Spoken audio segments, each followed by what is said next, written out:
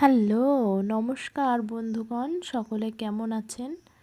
তো আশা করি প্রত্যেকেই ভালো আছেন। ঝুমুর হেলদি স্টাইলে একটা নতুন রেসিপি নিয়ে চলে এসেছি।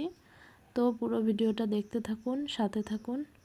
ঝিঙে দিয়ে পার্শে মাছ দিয়ে একটা দারুণ স্বাদের রেসিপি রান্না করব।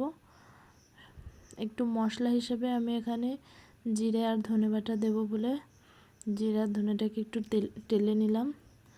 এবার কড়াইতে দিয়ে দিলাম সর্ষের তেল, খাঁটি সর্ষের তেল। একটু তেলটা চারিদিকে কড়াইয়ের চারিদিকে ছড়িয়ে মাছগুলো নুন হলুদ মাখিয়ে সুন্দর করে ভেজে নিতে হবে দারুণভাবে কিন্তু। তো খুব সুন্দর করে মাছগুলো লাল লাল করে কড়া করে ভেজে নিতে হবে।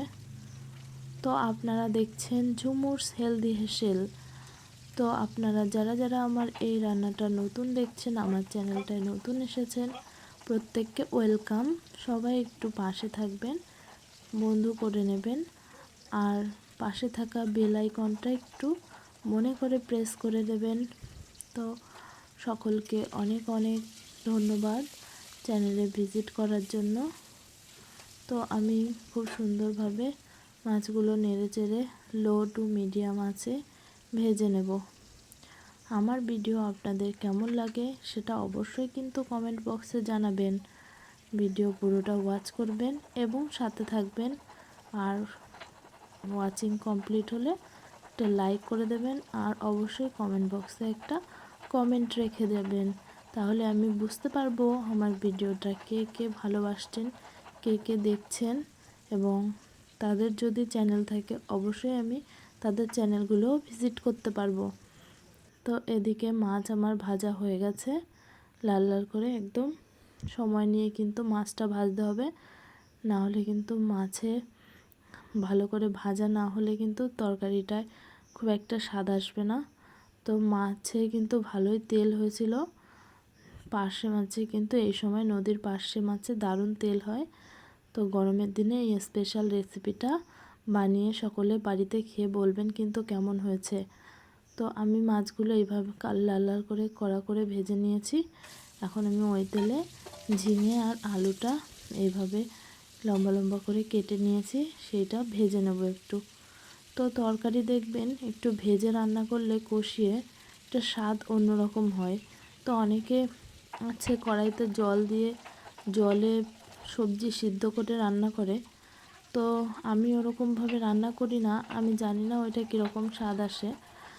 তো আমি একটু সাধারণত সবসময় যে সবজি হোক না কেন, যদি লাউও রান্না করি তাহলেও একটু হলুদ লবণ দিয়ে কষিয়ে রান্না করি। লাউ কিন্তু অনেকে জলে সিদ্ধ করেই রান্না করে, কিন্তু আমি যদি রান্না করি তবুও কিন্তু একটু ভেজে নিয়েই একটু কড়াইতে টেলেই রান্না করি। তো এদিকে সেই জিরে আর ধনে বাটাটা আর কাঁচা লঙ্কা বাটাটা আমি দিয়ে দিলাম। এর মধ্যে পরিমাণ মতো লবণ হলুদ দিয়ে আমি সুন্দর করে কিন্তু সবজিটা ভেজে নেব। তো সবজিটা ভাজার সময় একটুখানি আমি লো টু মিডিয়াম আঁচে ভেজে নেব। তারপরে এই তরকারিটা যদি আপনি একটু উষ্ণ গরম জল ব্যবহার করেন তাহলে কিন্তু খুবই ভালো হয়। আমি কিন্তু উষ্ণ গরম জল দিইনি, তখন ছিল না, করা হয়নি তাড়াতাড়ি, আমি ঠান্ডা জলে দিয়েছিলাম। তো অবশ্যই একটু যারা যারা করবেন একটু উষ্ণ গরম জল ব্যবহার করবেন, দেখবেন ভালো হয়।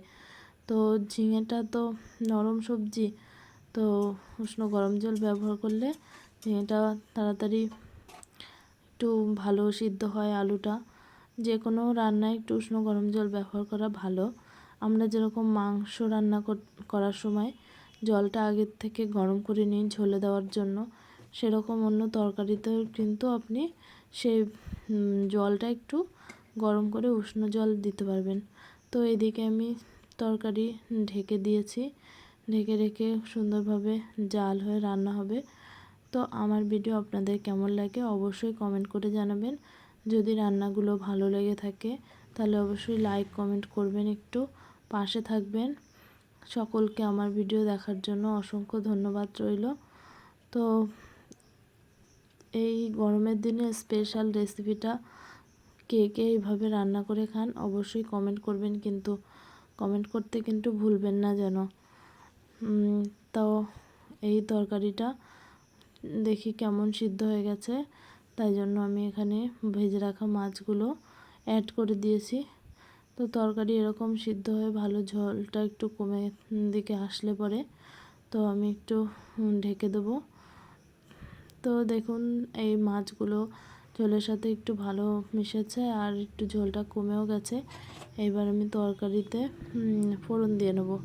তো আমি কিন্তু সব তরকারি রান্না করলে লাস্টেই ফোড়ন দিয়ে থাকি। বেশিরভাগ তরকারি মাংস বা কোনো তেল জাতীয় মাছ হলে কিন্তু আগে ফোড়ন দিয়ে বসাই।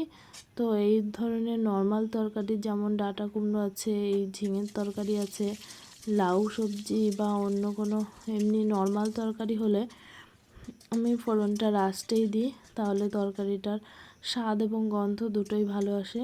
তো কে কে লাস্টে ফোড়ন দেন অবশ্যই কমেন্ট করে জানাবেন। যদি আপনারা এই প্রথমে ফোড়ন দিয়ে বসান, তারা যদি কেউ রান্নাটা দেখে থাকেন অবশ্যই একটু লাস্টে একদিন এরকমভাবে ফোড়ন দিয়ে দেখবেন, খেয়ে কিন্তু খুব সুন্দর লাগে আর গন্ধটাও ভালো আসে, বেশ দারুণ এবং খুবই স্বাদ লাগে খেতে। যাই হোক, তো আমার ভিডিওটা আপনাদের কেমন লাগছে অবশ্যই কমেন্ট করে জানাবেন। তো আর কি বলবো, এতক্ষণ আপনারা আমার ভিডিওটা ওয়াচিং করেছেন তার জন্য অসংখ্য ধন্যবাদ। আপনারা এতক্ষণ দেখছিলেন ঝুমুর হেলদি হেসেল। তো আমি ঝুমুর, আমার রান্না আপনাদের কেমন লাগে অবশ্যই কমেন্ট করে জানাবেন। ফাইনাল লুক হচ্ছে এটা। সকলে সুস্থ থাকবেন, ভালো থাকবেন, দেখা হবে নেক্সট কোনো ভিডিওতে।